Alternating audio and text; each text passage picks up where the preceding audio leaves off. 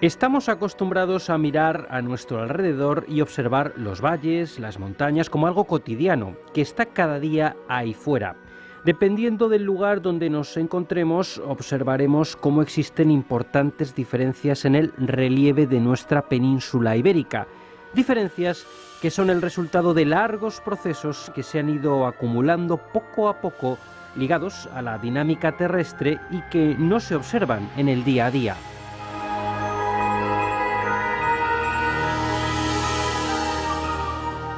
En este contexto juega un papel fundamental la conocida como tectónica de placas, según la cual durante miles de años se ha ido sucediendo un lento desplazamiento de las placas que forman la corteza terrestre. Las placas chocan entre sí, se superponen, se deforman, dando lugar a nuevas cordilleras, pero también a terremotos, que son de mayor intensidad precisamente en esas zonas de fricción.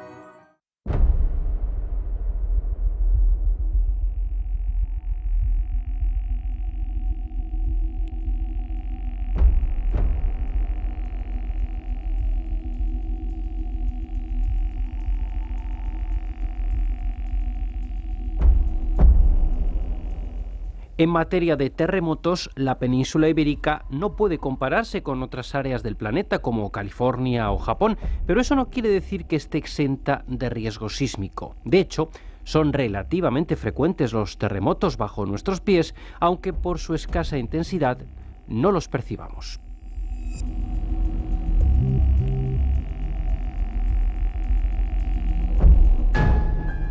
En los próximos minutos vamos a explicar algunos conceptos relativos a la geología y al relieve.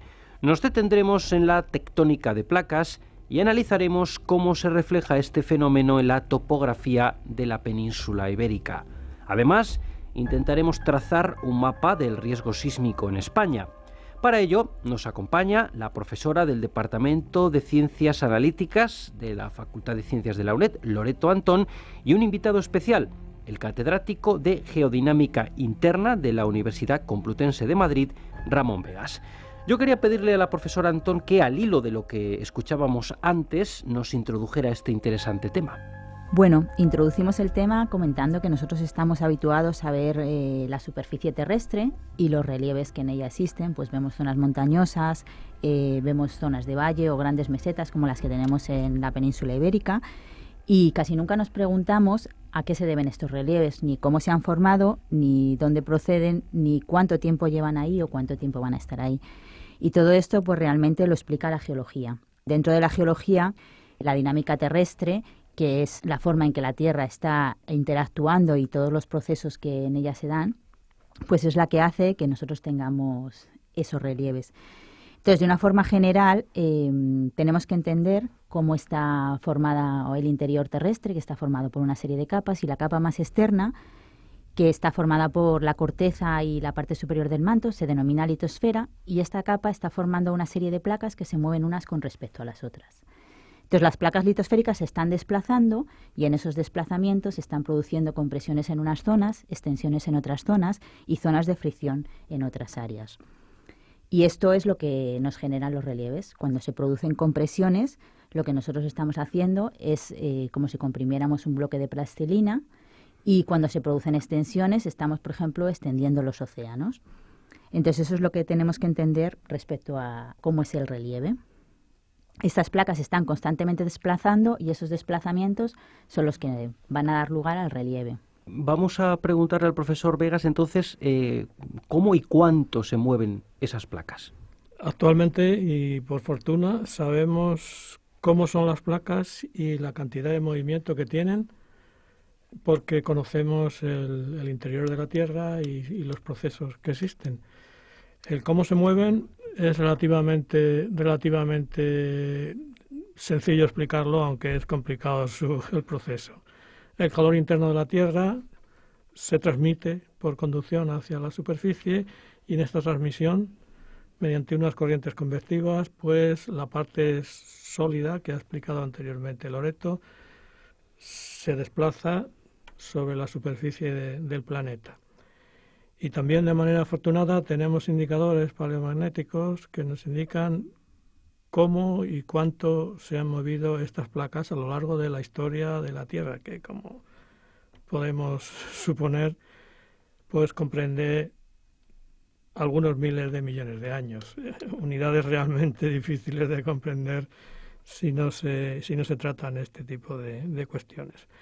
Entonces las placas se mueven a unas velocidades relativamente lentas para la sensibilidad humana, es del orden de centímetros al año, pero en millones de años son kilómetros lo que se desplazan las placas.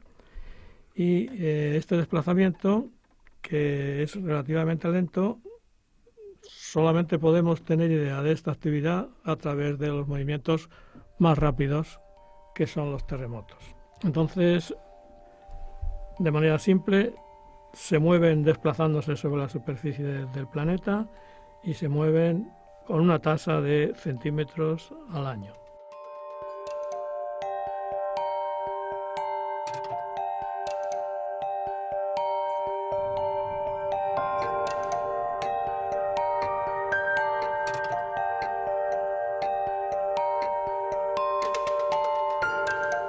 Profesor Antón, entonces, si nos referimos a España, ¿en qué contexto tectónico nos encontramos y qué procesos implica esta situación? Bueno, pues España, que nosotros conocemos como España, realmente junto con Portugal forma la península ibérica. Y la península ibérica es la parte emergida de una placa, una microplaca, que es la placa ibérica, conocida también como Iberia.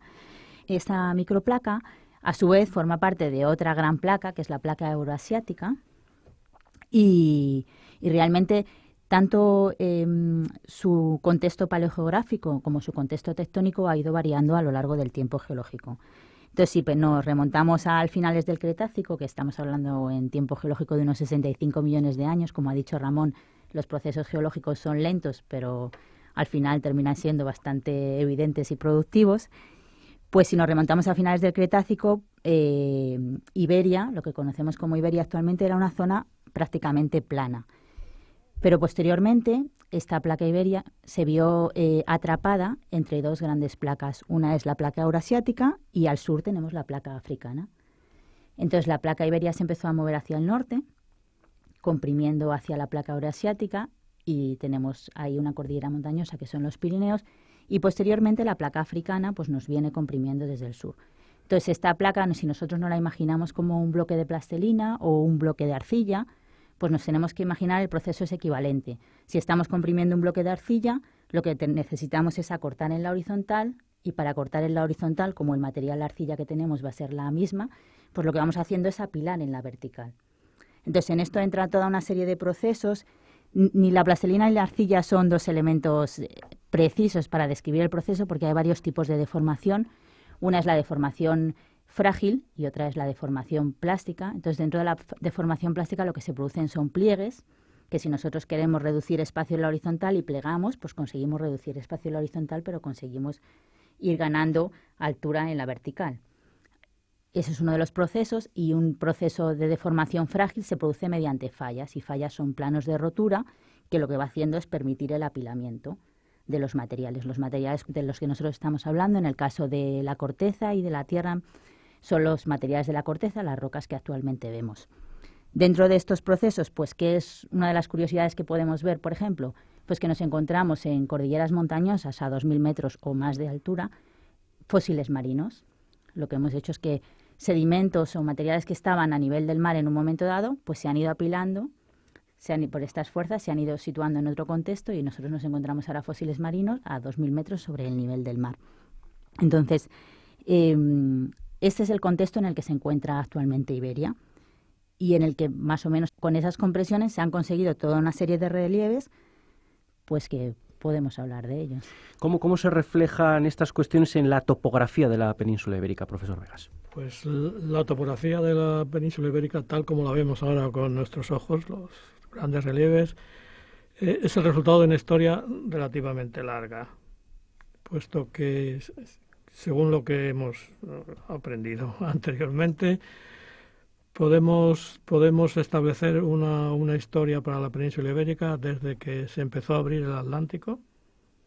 La situación concreta de la península entonces era una plataforma más o menos plana, y durante una cierta época pues fue cubierta una parte por el mar y otra parte no, otra parte quedó emergida, y llegamos a un punto en el que esta primera fase de la historia de la península ibérica pues cambia radicalmente, ya que al estar situada en el borde de una gran placa, como se ha explicado anteriormente, que es Eurasia, pues es la que sufre el acercamiento de la otra gran placa que está situada al sur, que es África, y entonces la península ibérica empieza a formar parte de un gran cinturón en el cual se está produciendo una deformación intensa que podríamos considerarlo que viene desde el norte, desde Filipinas, pues prácticamente hasta las Islas Azores.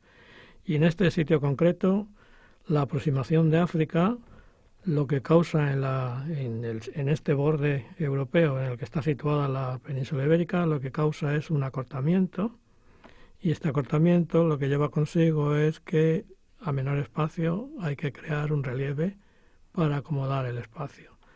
Estos relieves se crean fundamentalmente en las cordilleras béticas y en el Pirineo, que sería una pequeña zona en la cual se suelda la placa ibérica con Europa. Y estas dos cordilleras, que serían las dos cordilleras de borde, son las que tenemos en este momento, que han evolucionado desde una época que conocemos con el nombre de terciario y que ha dado lugar a los relieves más importantes.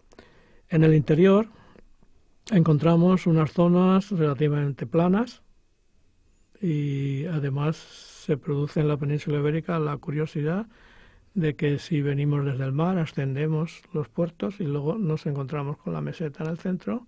Si queremos salir de la meseta tenemos que cruzar un puerto y descender. Esto de manera anecdótica lo conocían y lo explicaron los generales de Napoleón cuando invadieron la península ibérica. Se quedaron totalmente sorprendidos. Entonces, si continuamos, tenemos dos bordes relativamente altos, que son Cordillera Cantábrica, Pirineos y Béticas, una zona interior más o menos plana, pero que a su vez esta zona está surcada por unos relieves paralelos, que si vamos de sur a norte son Sierra Morena, Montes de Toledo y el Gran Sistema Central. Esto es justamente los relieves del interior producidos por esta compresión en los bordes que produce este levantamiento. Y entre estas zonas elevadas, a grandes rasgos, están las zonas planas, donde se depositan los sedimentos de los grandes ríos, que también son paralelos, el Duero, el Tajo y el Guadiana, más o menos. Esto sería en el sentido del acortamiento norte-sur. Luego, la extensión del Atlántico ha creado la cuenca que sería la cuenca lusitana, y la apertura del Mediterráneo, un proceso complejo, crearía también las zonas costeras que enmarcan entonces los grandes relieves de la península ibérica.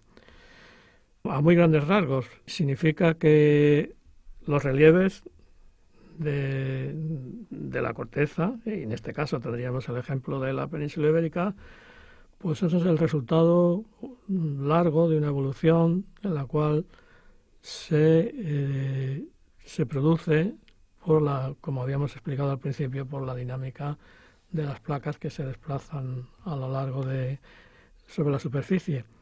Y esto no es que el planeta es un planeta vivo, no es que esto no vaya a quedarse porque lo estamos viendo nosotros así, sino que evolucionará dentro de muchos millones de años y tendremos una topografía de la península ibérica relativamente distinta. Incluso se puede hacer la predicción conociendo cómo se mueven las placas.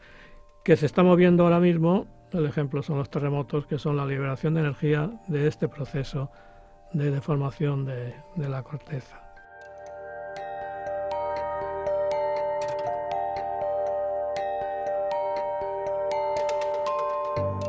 Y un punto importante son los terremotos. Parece ser que son más frecuentes en nuestro territorio de lo que nos pensamos. Bueno, los terremotos, nosotros, yo creo que en España en particular lo vemos como un proceso muy extraño, o sea, como algo que no es para nada habitual. Sin embargo, debemos de saber que se producen en el mundo entre 15 y 20.000 terremotos al año, que son muchos terremotos. Y si hablamos de la península ibérica, pues se produce aproximadamente de media un terremoto diario. O sea que son mucho más habituales de lo que nosotros pensamos. Deberíamos de comprender qué son los terremotos y a qué responden. Una vez más, pues responden a la dinámica interna de la Tierra. Y dentro de estos procesos, cuando los terremotos, la mayor parte de los terremotos, algunos están asociados a otros procesos, pero la mayor parte de los terremotos están asociados a fallas. Entonces, cuando nosotros, un plano de falla, digamos que es un plano que separa dos bloques. Entonces, cuando esos bloques están sometidos a una serie de esfuerzos y no pueden desplazarse porque ese plano de falla tiene una cierta fricción. En el momento en que la resistencia friccional de ese plano se supera, pues digamos que se produce el desplazamiento. Es como si nosotros intentáramos empujar, no sé, una caja muy, muy pesada por el suelo. Pues empujaríamos, no conseguiríamos moverla y en un momento dado conseguiríamos un movimiento súbito. Entonces, ese desplazamiento súbito lo que produce es una liberación de energía que se propaga a través del interior de la Tierra en forma de ondas sísmicas. Y esas ondas sísmicas son las que hacen vibrar la superficie terrestre, que es lo que nosotros vemos, y las que se registran en los sismógrafos y son las que producen los terremotos. Entonces, eso es un proceso habitual, digamos que es un reajuste constante que está teniendo la corteza terrestre para liberar todos esos esfuerzos que se van acumulando. Y dentro de la península ibérica, pues no estamos en una zona muy activa, porque hay zonas que son clásicamente conocidas como de muchos terremotos, pues California con la falla de San Andrés, o Japón, que hay muchos ejemplos, bueno, y se conoce. Y digamos que la población está habituada a eso, por ejemplo, Nueva Zelanda igualmente. Sin embargo, en España nosotros vemos un terremoto como una catástrofe única y repentina.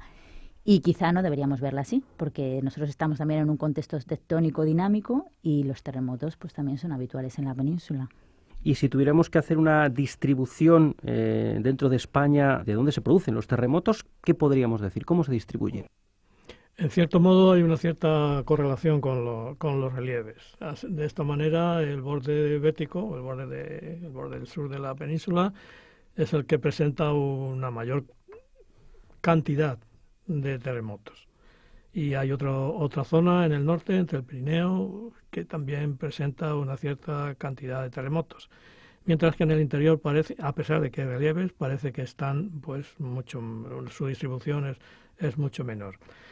La explicación es relativamente simple. Estamos en el borde con la zona de aproximación africana, por lo tanto el sur de la península es el que absorbe la mayoría de la energía producida por este acercamiento, pero una parte sustancial de esta energía también se transmite hacia el interior y se transmite a través de las discontinuidades, que son las fallas que se ha explicado anteriormente. Entonces, desde el punto de vista de la cantidad, la mayoría están en los bordes, también están en el borde de la margen portuguesa, y queda una zona interior con una distribución con una cantidad de terremotos mucho menor. Esto en cuanto a la cantidad. En cuanto a la calidad, que podríamos llamar que en vez de calidad, que es la magnitud de los terremotos, ¿dónde son los más efectivos, los de una magnitud mayor?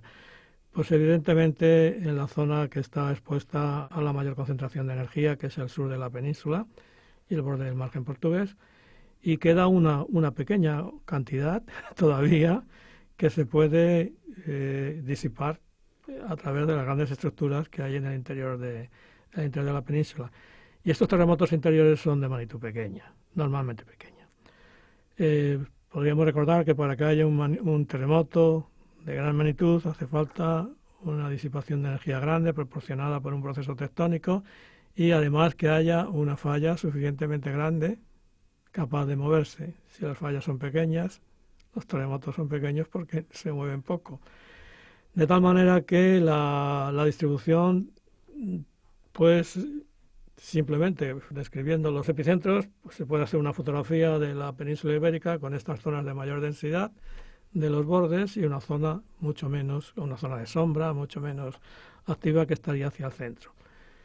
Como una predicción de la manera más amplia posible, los grandes terremotos estarán en el borde sur de la península o en el oeste de la península hacia la zona del sur de Portugal y muchos y pequeños pues podrán distribuirse hacia el interior.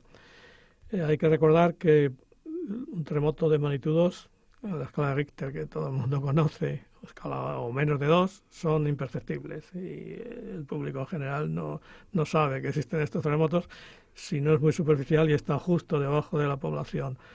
Por lo tanto, los muy grandes, que son los que todo el mundo siente, estarán en una zona ya más o menos prevista y los muy pequeños estarán distribuidos. E incluso la abundancia de terremotos en el interior de la península pues es relativamente pequeña.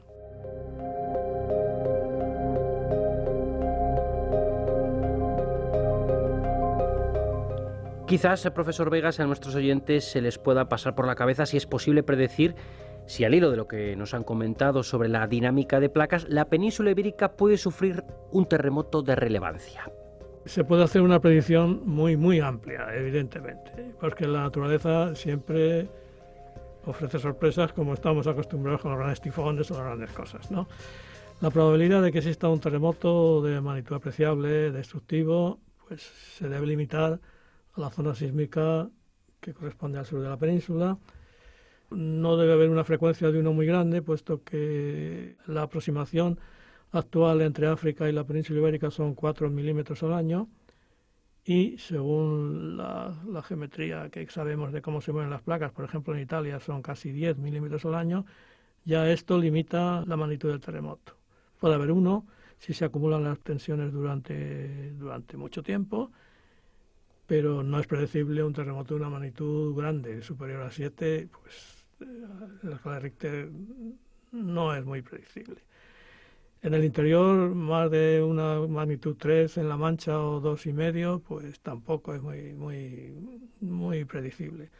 Entonces, la peligrosidad es moderada, realmente moderada. Y esto se tiene en cuenta para las normas de construcción, evidentemente.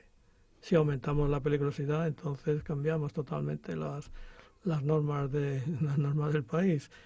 Pero la predicción a un grado sumamente general, teniendo en cuenta los factores geológicos, yo la veo que no es una peligrosidad que pueda tenernos preocupados de ninguna manera. Sí, Loreto. En todo caso, o sea, los estudios de peligrosidad sísmica y los estudios de paleosismología, porque nosotros lo que tenemos en el registro es lo que hemos registrado durante los últimos 100 años, o sea, el conocimiento que tenemos de los sismógrafos. Entonces hay otra serie de trabajos que se hacen con estudios en sedimentos donde se estudia la paleosismología y se estudian como eventos anteriores que también nos pueden dar datos sobre magnitudes que se han producido o sobre periodos de recurrencia. Entonces todos estos estudios sí que son necesarios pues para poder hacer un mapa de peligrosidad adecuado en la península ibérica. Y luego también hay una influencia, o sea, depende que aun siendo terremotos no muy grandes, como pudo ser el de Lorca, con una magnitud de 5, pues produjo un daño muy grande, porque fue un terremoto superficial. Entonces, lo que son los criterios de seguridad en las edificaciones, etcétera, pues o sea, sí que es un tema que se debe empezar a tener en consideración y a tomárnoslo en serio. La recurrencia de los terremotos puede ser de miles de años. Entonces no sabemos, digamos, cuándo va a tocar, pero tenemos que tener un conocimiento. Es mejor estar preparado. Sí, tenemos que tener un buen conocimiento de dónde estamos, de en dónde vivimos, de en qué contexto estamos, en ese sentido y en otros, como puede ser vulcanismo, etcétera, para estar, digamos, preparados ante los eventos geológicos que van ocurriendo.